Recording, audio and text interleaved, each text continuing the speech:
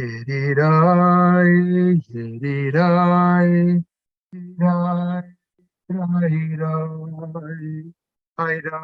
yedirai, yedirai, yedirai, yedirai, yedirai,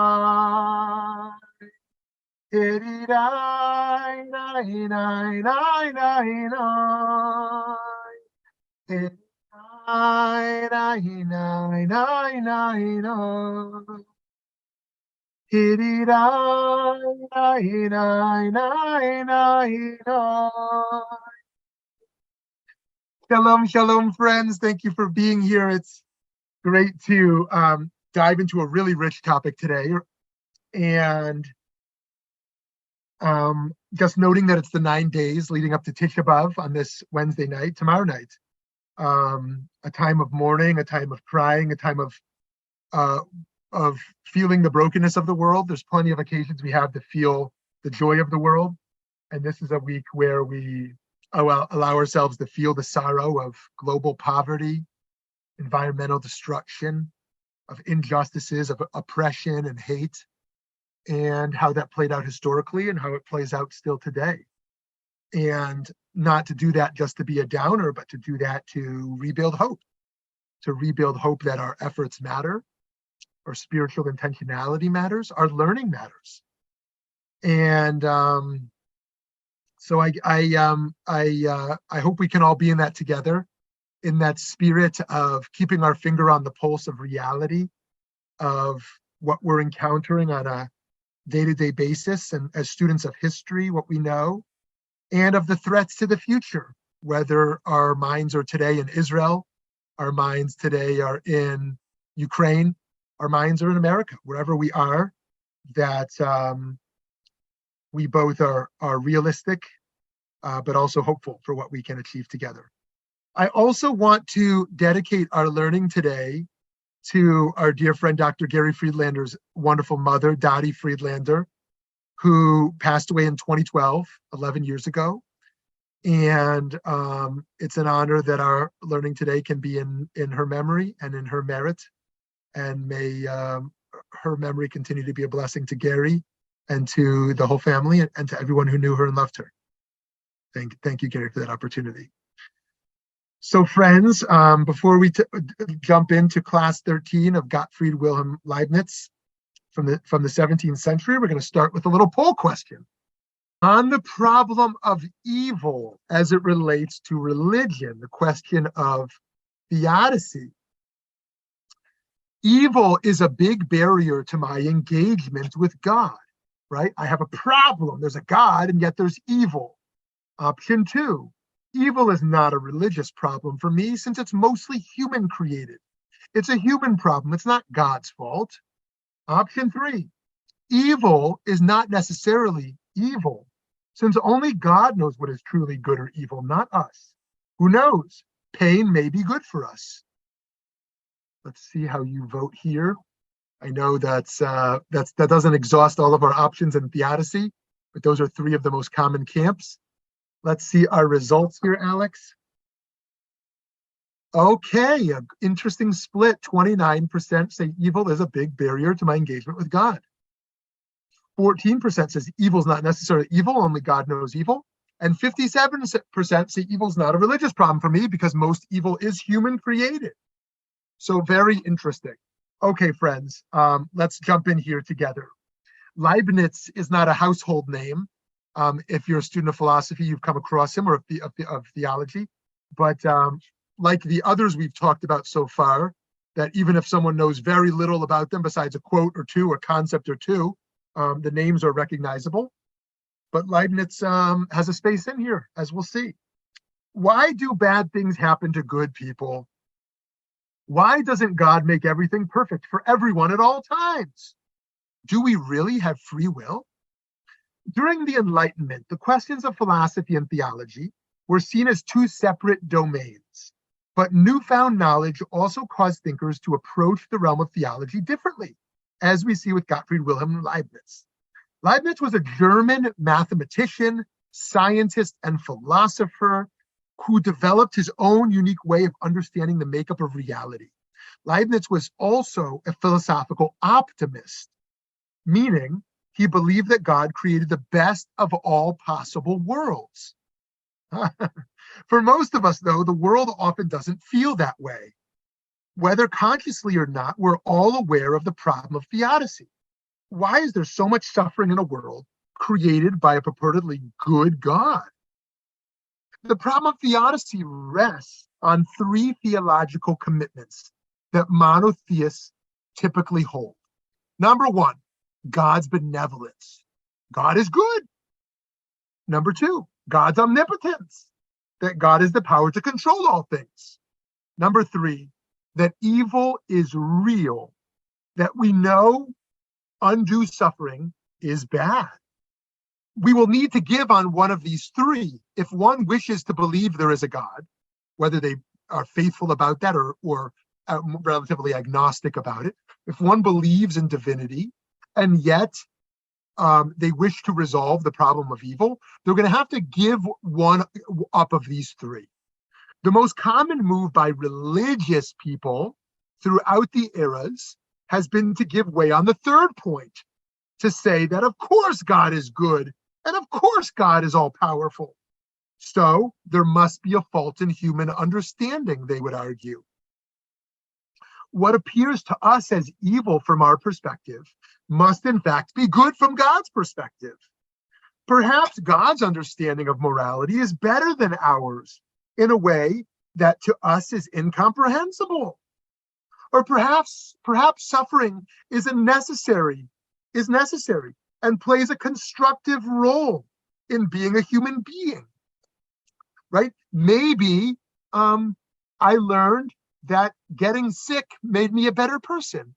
Maybe I feel that I'm strong because of my early childhood poverty. Maybe there was some abuse I experienced that molded me into something greater in my new era. This is particularly popular in Christian theology, wherein Jesus, the Son of God, must reconcile an unjust world with the perfection of God by undergoing great suffering and even his own death, right? Jesus' suffering was good for the world. It was redemptive. Now, that's option one. Option one, evil is not real. Suffering is not necessarily bad. The least appealing way of handling the theological problem, perhaps, is to deny God's benevolence. What would be the value of worshiping a God who is not good? Almost like a demon God. I mean, the thought is so strange and unsettling in a sense. However, it could be argued that this notion is represented briefly in the Hebrew Bible when God is described as the source of both good and evil. It says in the book of Isaiah, I am the Lord and there is none else. I form light and create darkness. I make peace and create evil. I, the Lord, do all these things. That is to say, differently than the idea that suffering is good, the idea that God is not benevolent, meaning human categories of a good God, don't apply. Yes, God did create evil. And yes, God's evil creation is part of God's divine plan, right? God did give birth to Hitler. God did give birth to the tools that can be used for destruction. God did give birth to the human impulse for selfishness and destruction. Now, a liberal theologian, to go to the third level, might address the problem of evil by arguing that even though God may be omnipotent, God chooses not to intervene to prevent unnecessary suffering. This is done to ensure that humans have free will to act good or evil. The outcome of this is that people can do horrible things to each other. But what possible value is there to being human, one might ask, if humans are not free? We're just puppets. This is to say that yes, God has the potential to be omnipotent, but out of love for humanity, God does not act with omnipotence in order to truly grant humans free will. Say, how could God allow, World War II? How could God allow an innocent child to be killed? Say, well, God did that out of love, as strange as that seems, to step back from the world and allow humans to be free, so that human existence has meaning and is not merely humans being puppets. And that means there's suffering that is possible based on the fact that humans are free. They can do horrific things. Okay, so again, option one, God is benevolent, or is God not benevolent according to human terms? Option two, God is omnipotent, or is God not totally omnipotent because there's free will? Option three, God is good, God is all powerful, but that suffering we think is all bad that we're struggling with, maybe there's a higher purpose to it that we don't understand. That's a lot to think about there. While I believe the answer to the question of theodicy is hidden from us in this life, nobody knows, I think one must recognize that suffering emerges independently of human decision. Famines, natural disasters, and terminal illnesses arise all the time without necessarily being caused by human failings or being necessary to preserve human freedom. However, Leibniz, in his position of optimism, argues that if an all-powerful and all-knowing God created this world, it must be the best possible world that could have been created. Therefore, what appears to be a flaw in the world must be a part of the intentional and benevolent plan. With his rational defense of God's goodness, Leibniz seeks to bring together philosophy and theology, thereby reconciling faith and reason. This is a profoundly modern project of the Enlightenment. His understanding that this world is the best possible world and that humanity has much to gain through the use of reason both emerge in the Enlightenment. As Jews, we should commend Leibniz for engaging in the struggle of theodicy. His work was significant in its time for having the intellectual courage to embrace such important challenges. And it is for good reason that it's continued to be studied. Many people said, don't ask such questions. You humans know nothing. How dare you, challenge the church, challenge the dogma, challenge the Bible. While there is much in Jewish thought that resonates with Leibniz's approach to the problem of evil, I don't think we can agree with his conclusion that the suffering we encounter and witness reflects the best that the world can be. We do find some examples in the Talmud, such as in Brachot 5a, that suffering can be seen as a kind of divine punishment, which should lead us to examine our actions. But modern Judaism has largely rejected that approach. A very liberal theologian like Rabbi Harold Kushner solves the problem of theodicy by arguing that God is not omnipotent. He also rejects the optimism of believing we're in the best possible world, seeing it as a childish theology. How could we worship a God who has the power to stop evil and doesn't? He would ask. By the way, he just passed away just a few months ago. In Orthodoxy, Rabbi Dr. Yitz Greenberg, 90 years old in Jerusalem, has expressed similar sentiments in his post-Holocaust theology. Both he and Kushner agree that God engages in an act of tzimtzum, a contraction of God's presence in the world. According to Greenberg, one should view the Bible as true and believe that God intervened in history and performed the miracles of Tanakh. But at the same time, one must understand that as history progresses and humanity matures, God steps back further, and Judaism embraces that maturation. Just like a parent is holding the hand of a young child and continues to let go of the hand of a child as they grow up. And as they mature, the parent steps back more and more. So too, as humanity matures, God steps back more and more, having less omnipotence. As God intervenes less in history, we must maximize human responsibility much more than in ancient generations. For example, the problem of the Holocaust is not the question of where was God, but where was humanity? So too, the problems of cancer and natural disasters are not to be resolved by God, but through advancements in human knowledge. A different Orthodox response is taken by Rabbi Joseph Soloveitchik. Although he was modern and rationalist, he sought to reframe the problem of theology. Unlike Leibniz, who thought that reason could help us answer the questions it raised, Soloveitchik argued that we must not focus on the question of evil, but rather our active response to it, an idea later echoed by his student Greenberg. Don't ask why bad things happen or why suffering exists. Rather, ask oneself what one's response to them should be. The lack of an answer to the problem of evil should be viewed as a call to our responsibility, Greenberg teaches. On this problem, Soloveitchik felt the proper response is action, not thought.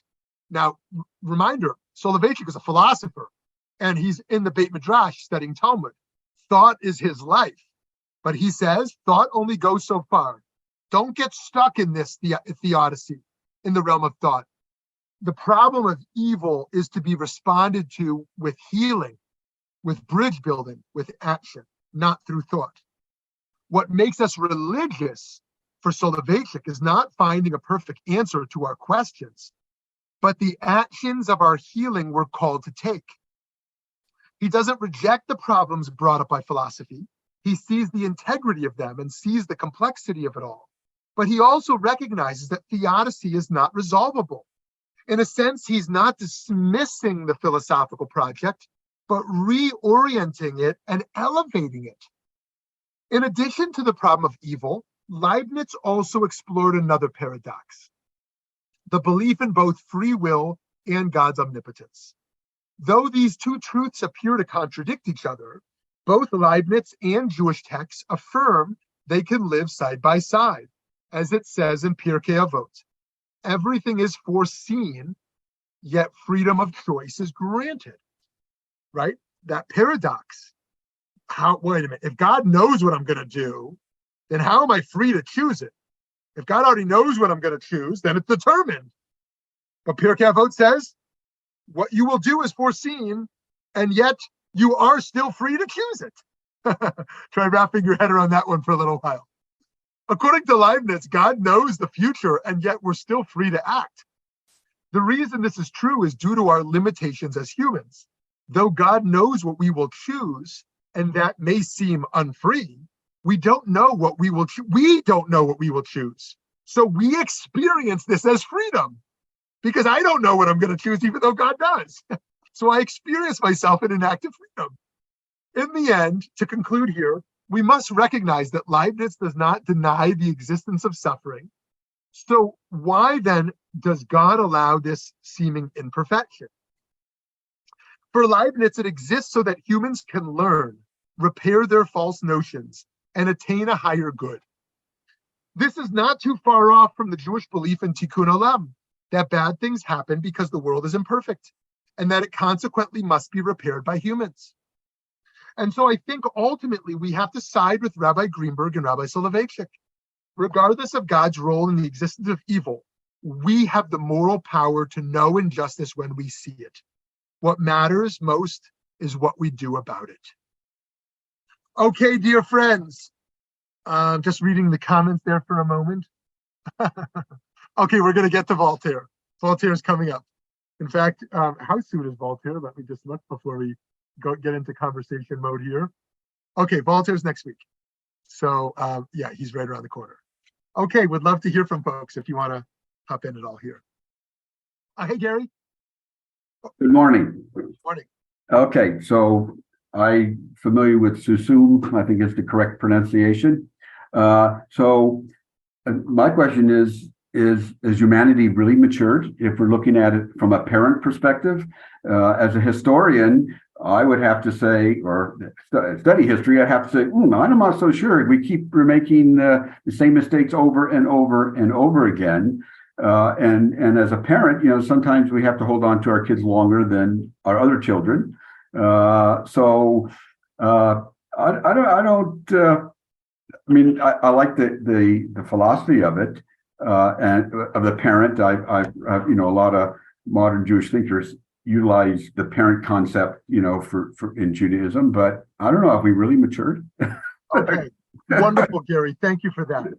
So there's two ways to approach Gary's very thoughtful question. One way to approach it is to say, has human nature changed? And that's a complicated question.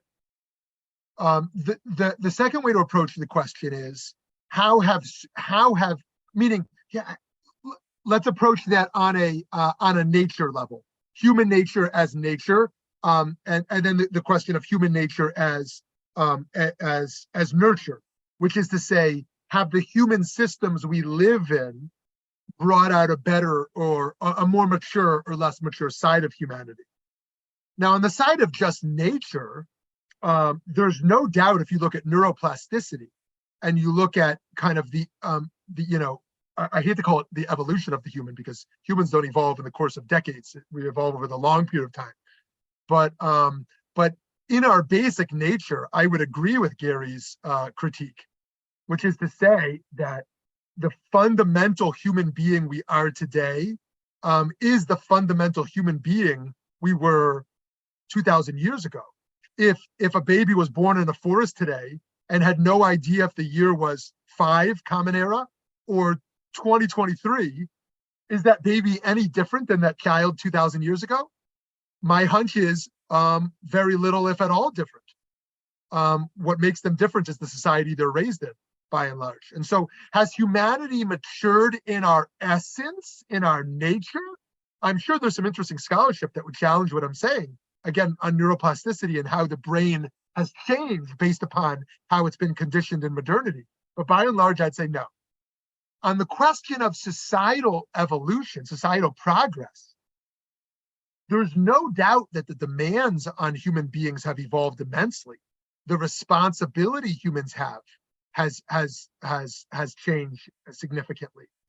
And that the level of empowerment of the human in 21st century America is unrecognizable from the past. The fact that we can vote for politicians, we participate in democracy. The fact that we have social media where we all have a platform to exercise our voices. The fact that we have choices, many of us have choices in our careers, in our education, in who we choose to marry or not marry. The level of choice the human being experiences today as compared to a few hundred years ago is astronomical. Now, that also means that we are not perfectly equipped by any means, but more equipped to make choices, right? If you took someone 300 years ago and said, what career do you want? Who do you want to marry? Where do you want to go to college? What kind of house do you want to live in? Be like, oh my gosh, I don't have any tools to think about such questions. Like, but we have been raised in an empowered culture where we think that we have to make a whole ton of choices. Who are your friends? Well, your friends are not just the people you grew up next to in the house next to you anymore, right? Who are you going to marry? It's not that person your parent decided for you. What is your career? It's not what your father did or your mother did, right? And so we have potentially matured in the sense that we are more equipped to make a whole ton of choices. And so, but yeah, if you look at 20th century and the atrocities of the 20th century, it also means that a whole lot of things we call progress are also things that are destructive. And that the potential for evil is greater than ever, even if the potential for good is greater than ever. What we see happens in fascist governments and what happens in authoritarian regimes, and other forms of things that some might view as progress, which are not. For example, some people might think of prison as progress. What did we used to do? We used to lash people. We had physical corporeal punishment. We hung people in the public square. We lashed them. We killed them. We shamed them. Now we have courts that, in theory, operate by the law and with as little bias as possible. And then we have prisons where people can be incarcerated. But then we look at the whole new layers of oppression and injustice that emerged from what has been called the new Jim Crow, and over sentencing and biases in sentencing and the like. And so even things that we have new systems to tackle criminal justice with, we now have whole new levels of injustice that are created. We have the justice of a nation state, and the nation state enables the government to be responsible to their citizens. And then we have the injustices that are produced by the nation state. And so, anyways, that's a very long response to Gary's thoughtful question around, which is much more thoughtful than any response. Has humanity matured? And we can ask ourselves, are we dealing with the essence of the human being? Are we dealing with the societal structures? Are we dealing with how the essence of the human responds to the societal structures? And I think the only answer is to problematize the question itself. So thank you, Gary. Yes, hi, Aglaya. All right, so I have a couple of things, and I'm still a little emotional, so sorry about this. But okay, so first of all, with Gary, I'm just going to respond by saying the way that I explain this to students is that you're dealing with a hydra. So when it comes to like, have we like matured and everything like that, we're cutting off heads of a hydra. So, which means every time, yeah. So, okay, the first thing I want to throw out there, though, is that when it comes to, well, God already has foreseen everything, though, but humans still have a choice. Well, the thing is, though, is that was there only one possible, one possible outcome? God might have seen infinite choices. Mm-hmm. Now, one thing that I think about humans is that really is interesting about us, it's like not AI. I mean, AI is going to eventually get a little predictable. At least at some point, it's going to get a little predictable. Whereas humans, well, we're predictable only most of the time. And there's always that chance. And so that's one of the ways that I handle, philosophically thinking about that problem. Now, when it comes to, okay, I was one of the ones who said evil's a barrier between, God and me. Okay, well, if that's not obvious, it was me. One of them was me. But anyway, though. But yeah, all right. So one of the only ways that I was able to handle that, though, is not exactly, for a while, I was really like, I would read the book of Job and I'd think, I'm just really pissed off, Anyway, though, you don't want to know. Okay, but then here's the thing that I started thinking about, though, is that, well, God actually never said, hey, I'm the good guy here. Never said that he's the good guy or they're the good guy. Usually I say they, but they never said that they're the good guy. And so because they never say that they're the good guy, maybe they're not the good guy.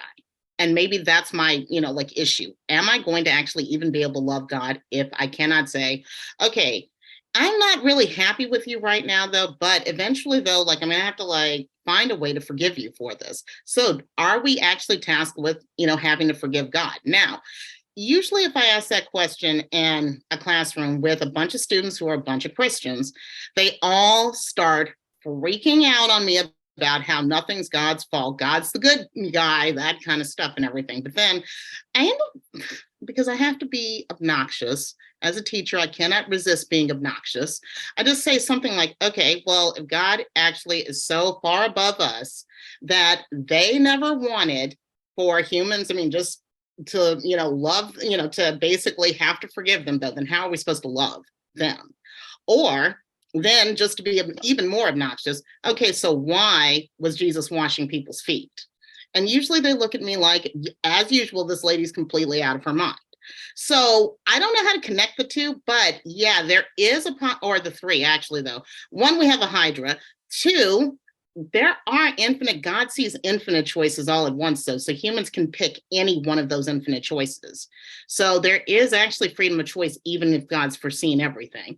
And then three, the other thing, though, is that, well, maybe, God's not going to tell us that they're the good guy necessarily. So, maybe that's part of our task. If we're going to love God, maybe there's forgiveness also in the process. Thanks, Aglaya. A lot of interesting stuff there, which I hope brought up provocative thoughts for others. And I appreciate your point around one way to resolve that paradox that, that yes, God does see, but not necessarily the actual choice that will be made, but all possible choices in a sense.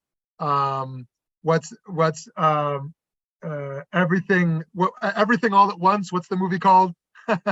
Y'all know what I'm talking about. Everything everywhere all at once. Yes, everything everywhere all at once. Yeah. And so that's, if you haven't seen that movie yet, it's worth seeing. In any case, it's worth reminding us, picking up on this point, that Abraham, the first Jew and the founder of monotheism with Christianity, Islam, and Judaism, famously challenges God. Will the God of will the God of justice not do justice? And that he is not silenced for that.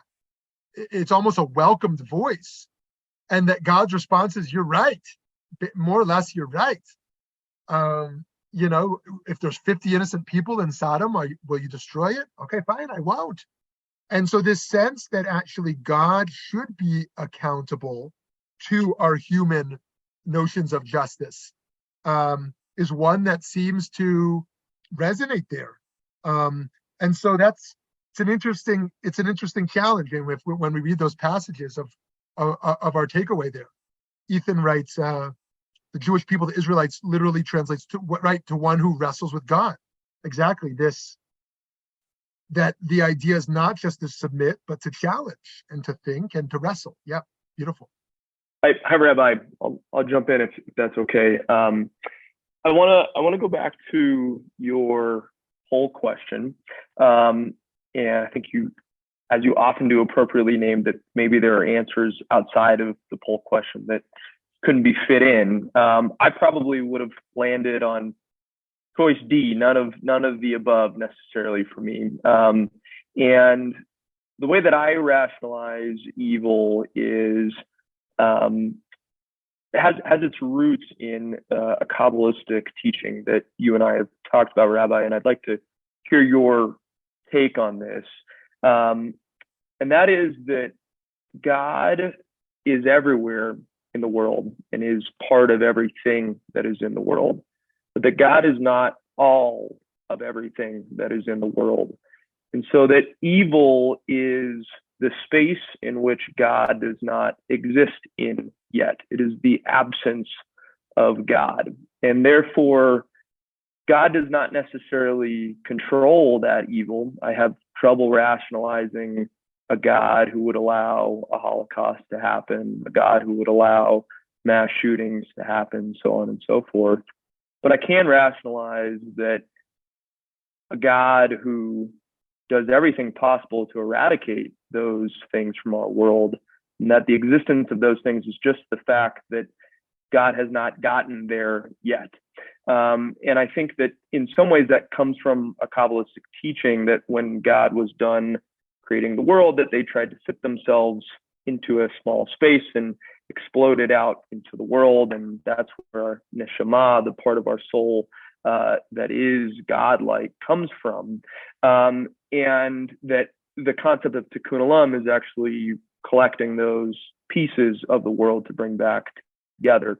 And so I guess my question is to Rabbi, I'm interested in hearing your take on Judaism's concept of God's omnipotence in the world, as if to say, is God really controlling everything that is in the world, or is just God existing in everything there is in the world? But there may be other that's out there, and maybe in that other is where we find evil. Great. Thank you so much, Ethan, for sharing that theology. That's meaningful to you, and it's powerful to hear that articulated. By the way, it's worth noting that even though we've entered into the 17th century, and most of our later thinkers are not really engaged with much of God and theology at all, they're going to be engaged with issues of ethics and society, that this has reemerged in the 16th century. And so we'll transition beyond some of these questions, but we pause for Leibniz, given how dominant this is, even within the realm of ethics, of how much is our responsibility versus giving up control of responsibility. Because if you think God's in charge, you might not feel so charged up to go change the world. You may still feel like there's something holy about walking in God's compassionate path, or you may feel like, you know what, eat, drink, and be merry. What matters more than the good is the meaningful. I want my day to be meaningful, not to be good. And so I'm going to do whatever's meaningful to me, as opposed to what's going to maximize the good around me.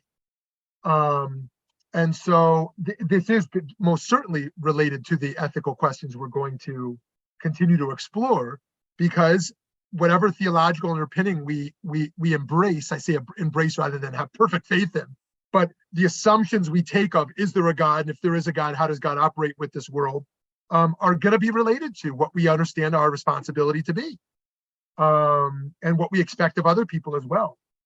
And so to pick up on Lurianic Kabbalah that Ethan was sharing, this notion of Shvirat HaKelim, that there was a unity, there was a oneness to the universe, and it broke, and all these holy sparks were scattered into everything everywhere by and large. And the work of Tikkun Olam, of repairing the world, is raising up the sparks, is elevating these sparks. And as Ethan said, like, the spaces of darkness are spaces where we need to kind of crack open the shell and liberate the light in those spaces of darkness. And that's our task in this world, right? What is our role in this world? And according to that theology, it is to liberate the light hidden in the darkness. It is to bring out the godliness that's hidden within that darkness. And that's why God needs us. That's kind of what's radical about that Kabbalistic idea, that it's not just that God doesn't need us, it's just a kindness that humanity was created. But God actually needs us to do something here, in a sense, something that requires our participation. And so, yeah, I do find that idea very compelling, that humans are here created in covenant, in partnership, to do our role that nobody else can do. And that every day we're confronted with, I hate to say infinite, but something close to an infinite potential of possibilities to raise up goodness around us and within us. And in a way that brings more godliness into the world. So, so Ethan, thank you for that. And really a lot more to say there, but let me pause there and thank you for that, and invite someone else to hop in the conversation now. I'll hop in. Great. Hi, Sarah. Yeah, I'm stimulated by many of the comments. We'll start with Mr. Donut. I like your, yeah, nice shirt. So the maturation of beings, and the first question that arose for me was, okay, so we all mature differently, and universally, where has our spiritual maturation gone? There's this huge movement in our world towards a strong religious dictatorship, whatever that religion is. And we're seeing wars within and without those communities, much less what it's doing to our planet when we have these wars. But what about our spiritual piece? And I agree with you, Ethan. I love the notion that I am carrying one of those sparks that helps me to act in the world and looks for, even in what might be termed evil, as something is still glowing in there and it has not matured. It's not an emptiness as much as a lack of maturation. Whether it's been something done from the outside or within, my notion always is trauma has affected that being, and has that being therefore has failed to grow beyond that moment of pain and perhaps even torture. Whether God has all the answers, I don't know. The thing that came up for me when I was listening to you, Aglaia, was I thought, okay, God, the God with the infinite notions of all of my choices is the God from Ingmar Bergman of sitting there at the chess table, and the all-knowing, knowing every choice that other player is going to make. And we see so little. We can only trust that part of us that is connected to perhaps what is infinite and what is still glowing in us. Mm. And I'm complete for the moment. Thanks, Sarah. Anyone want to respond to some things that Sarah brought up here or engage with them? It's a lot there. Can I just jump in and say that we're God wrestlers and we're God's chess opponents, which would be really cool too. A chess player is a partner. So I definitely believe that I am in that covenant, in that partnership on this planet during this lifetime. And so, yeah, I kind of, you were speaking and I just thought, yes, this is interesting. And the other thing that came up at the very beginning when we started talking about evil was I found myself going to, and where do corporations, yeah, they're made up of people, but now our Supreme Court has said that they are people. And where does God's relationship to that person live? Mm. And is there a spiritual soul within any given corporation that we can see acted and often not acted out? Mm. Wow. Powerful. So some folks we haven't heard from yet. If Ed wants to jump in, or Michael, or Gail, or RH, Arnie. Conversation makes me think about the Matrix, oddly enough, the original Matrix movie. And there's a scene where one of the characters, one of the, I guess, evil characters is eating a steak, and he tells Neo, who's the main character played by Keanu Reeves, that the original Matrix was created as a utopia where there was no evil, there was no suffering, there was no strife, and it didn't work because humans rebelled against it completely, that they didn't believe it, they rebelled against it. So I think about evil and human strife and suffering as present solely for the purpose of kind of prodding change. And as painful as it is, obviously, and as traumatic as it is, if one can kind of take a larger lens to it, and you can see the kind of evolution, we learn through our mistakes, whether it's ours or others, and we grow, and it goes all the way back to the cave people days, where you learn, oh, you know what, I'm not going to tug on the saber-tooth tiger's tail because that's not such a good idea. And you learn and you grow and you evolve. And without this suffering, there's really no reason for us to change. And I think a lot about the work that we do, volunteer work or the community work we do. It's in response to wanting to fix a suffering or wanting to remedy an evil. And if that wasn't existing, then we would have no impotence to do that, to get involved. And one of my present worries, and this doesn't really have a lot necessarily to do with our conversation today, is that we're seeming to move into a time that really no longer allows for mistakes, or rather people are still making mistakes, but they're precluded from learning from them. They're canceled, or they're, wiped off the internet or whatever. And I think that's a very troubling present thing that's happening, because our evolution is so tied into our ability to grow and learn from mistakes, and to suffer and to heal and to grow, and etc. Yeah, thank you. I mean, one of the classic cases there, Michael, on mistakes feels like the power of teshuvah in Judaism, is so healing and powerful. And it's not b'diavad meaning non-ideal. It's not like, oh, we need teshuvah, repentance, because people are going to make mistakes. It's built in as a good. Humans will make mistakes, and teshuvah strengthens our relationships. When we love people and we say sorry to them, we have the possibility of coming closer to them, right? Mistakes can actually make us deepen love. It can deepen our glue that brings us together. That's also true in the workplace, not just in intimate relationships. of what mistakes can teach us about where we're going and how we make a mistake organizationally and we just evolve.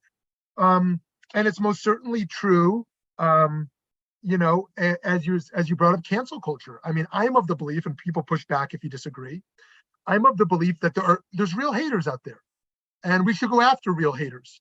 We should make people who hate women or hate Jews or hate queer people and hate people of color and on, that they're held accountable and they're not in positions of leadership, and that there's consequences for that. And then there's so many good people who say a dumb thing. There's so many good people who just don't know the language of our day.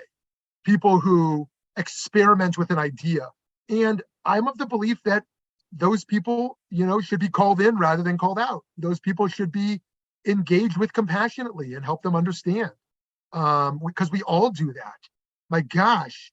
And especially looking at the younger generation, the things that we said as kids and the pictures we took as kids, that if that was all over the internet today, and today, they say things, they take pictures of things, and it's all out there. Can they even get it scrubbed off the internet permanently?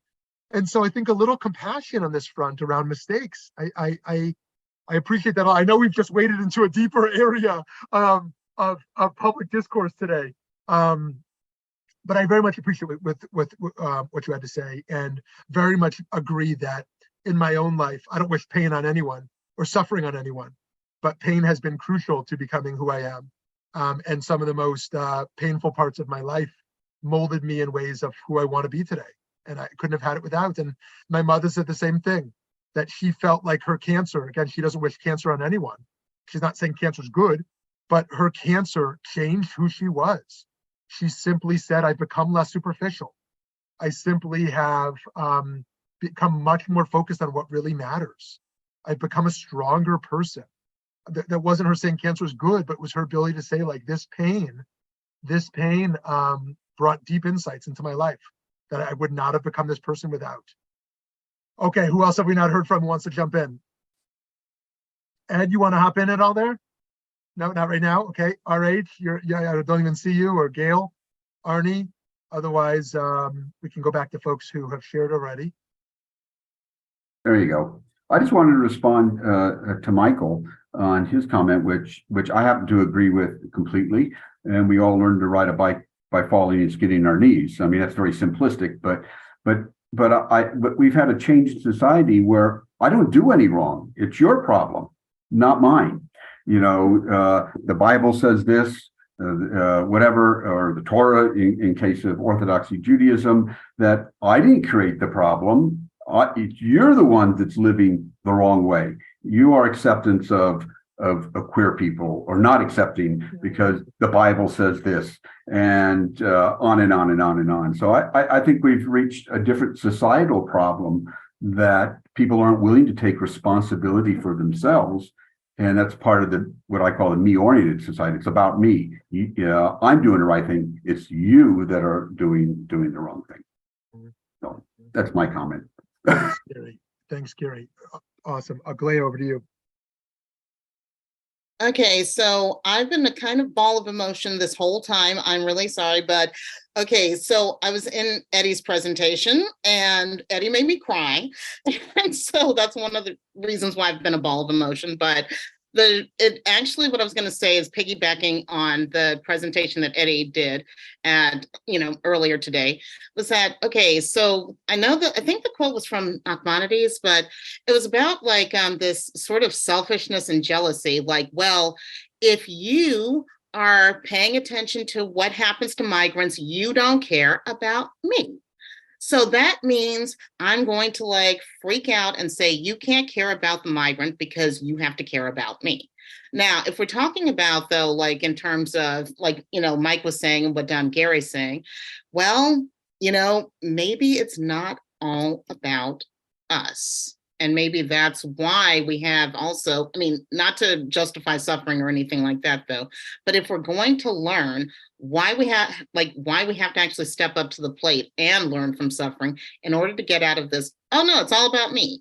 So if I'm canceling someone, well, why? What are my motivations for actually canceling this person?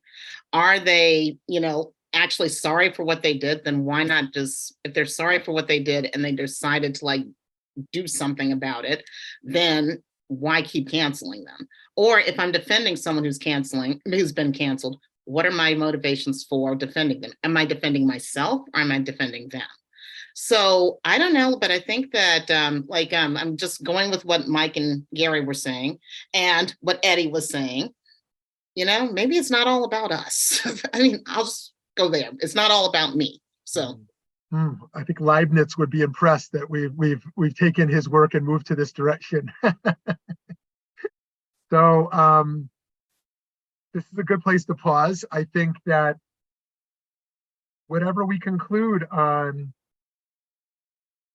if there's a God and how that God operates in the world, and how to understand evil with that presence of divinity, some profound questions emerge around our responsibility and our role, and what we can accomplish together, and how religion or faith or spirituality can be in service of that and not hindering that, and how those theologies can be motivating rather than barriers to expressing compassion and love in the world. And as Soloveitchik said, regardless of what we think or coming to a resolution at all, the most important question perhaps is, what am I going to do about it? What am I going to do about the evil in my midst? And of course, I say of course, but of course I think, I just figure you've heard me say it enough times, that question always begins with ourselves. How are we going to take responsibility for ourselves? Even before we combat evil outside of ourselves, whatever's in us that might be pushing darkness out. And that's the hardest work. And that's the work of this week as well, the work of teshuvah, the work of being introspective around our own shadows, and bringing those shadows out of the dark spaces and into the light where we can wrestle with them. And perhaps wrestling with our own dark side is also wrestling with God as well. And maybe not an answer will come out of that, but maybe a deeper commitment to that daily spiritual work of wrestling. Have a wonderful day, everyone. See you at Voltaire next week.